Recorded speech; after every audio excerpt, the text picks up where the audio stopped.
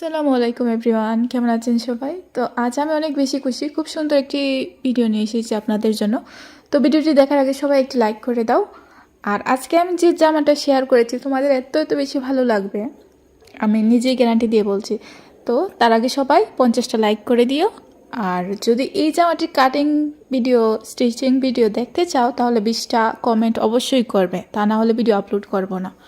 তো আমার একটা জামা খুব বেশি ভালো লেগেছিল, ওই যে দেখো পিক দিয়ে দিয়েছি।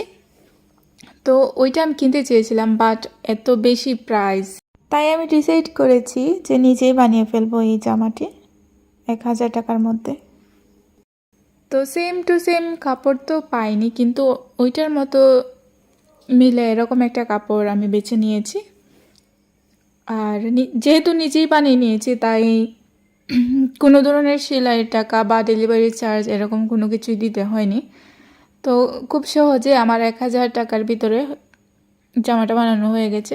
তো জামাটা আপনারা দেখে অবশ্যই জানাবেন যে কোন জামাটা বেশি সুন্দর হয়েছে, আমার বানানো জামা নাকি ওই জামাটা। আমি আমার জামাটাতে একটু কাস্টমাইজ করেছি। বুকের কাছে যে কুচিটা সেটা উপরের দিকে রেখেছি, আর 2 লেয়ারের খুব সুন্দরভাবে দিয়েছি। আর হাতের ডিজাইনটাও একটু অন্যরকম দিয়েছি।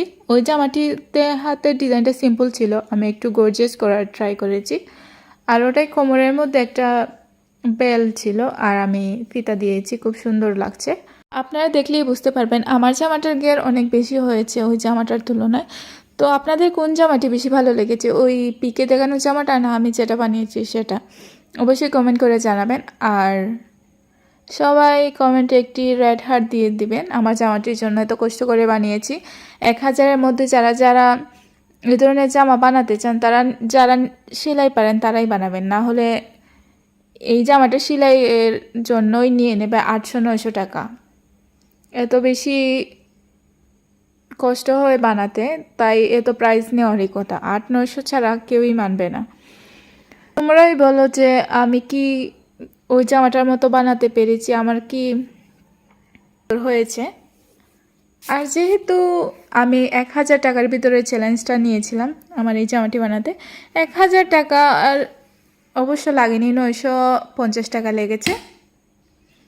সবাই ভালো থাকবে, আমার জন্য বেশি বেশি করে দোয়া করবে। আমিও সবার জন্য দোয়া করব। সবাই সুস্থ থাকো। আল্লাহ হাফিজ।